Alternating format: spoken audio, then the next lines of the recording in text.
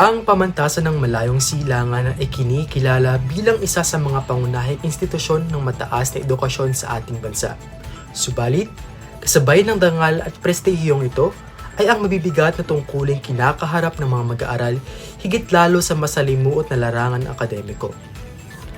Isa sa mga itinuturing na batayang pamantayan ng nasabing pamantasan, ang kahusayan sa wasto at epektibong pakikipagtalastasan, gayon din ang masusing pagsusulat na siya namang naglalayong hubugin ang mga mag-aaral upang maging ganap na handa sa mga propesyong kanilang tatahakin sa hinaharap.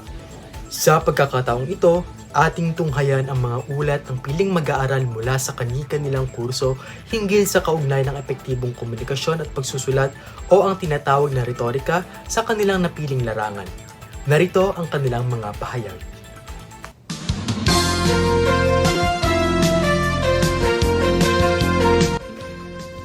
Ang espesyal na ulat na ito ay hatid ng mag-aaral mula rito sa Universidad ng Malayong Silangan. Susuriin natin kung paano naging mahalagang bahagi ang bawat kurso ang retorika. Mula sa larangan ng medisina at pangangalaga ng kalusugan hanggang sa pananalapi, negosyo at turismo, ang retorika ay hindi lamang isang asignatura. Ito ay isang kasanayan na nagbibigay ng husay sa komunikasyon, talino sa kritikal na pag-iisip, at kakayahan sa pamumuno. Alamin kung paano ito naging sandata ng mga estudyante at profesional upang maging handa sa hinaharap.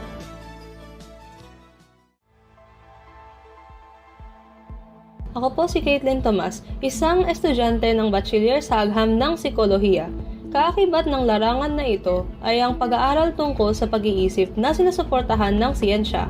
Bilang isang Pilipino na nag-aaral ng psikolohiya, mahalaga ang pag-aaral ng retorika sa propesyon na aking pinasok. Epektibong komunikasyon at pagsusulat ang kailangan upang hindi lamang may pabatid ng maayos ang mga impormasyon na makatutulong sa mga taong lumalapit sa akin, bagkus kalakip nito ay ang simpatsya sa mga taong aking nakakausap sa kanilang pinagdadaanan.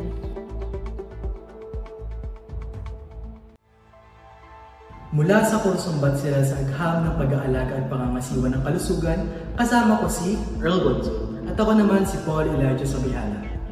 Bilang isang profesional na nurse balang araw, hindi lamang paggagamot at kaalaman sa medisina ang tungkulin na itinuturo sa amin. Kalakip nito ay ang maliwanag na magpahayag ang mga impormasyon sa mga pasyente ukol sa kanilang mga kondisyon. Kaya mabuting pundasyon sa retorika ang kailangan upang maiwasan ang mga maling impormasyon sapagkat buhay ang nakasalalay sa aming propesyon.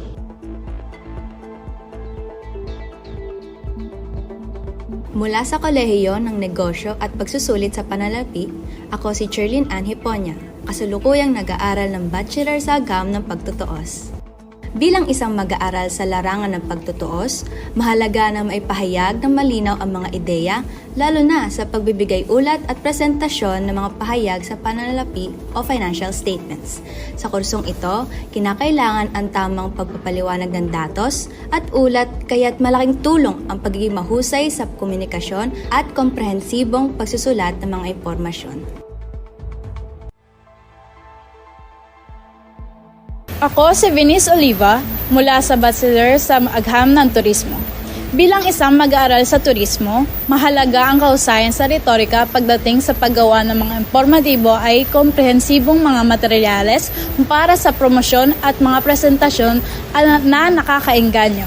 Sa pamamagitan din ng kahusayan sa retorika, mas maipapahayag dito ang mga idea at impormasyon tungkol sa atraksyon, destinasyon at kultura hindi lamang sa Pilipinas kundi sa buong mundo.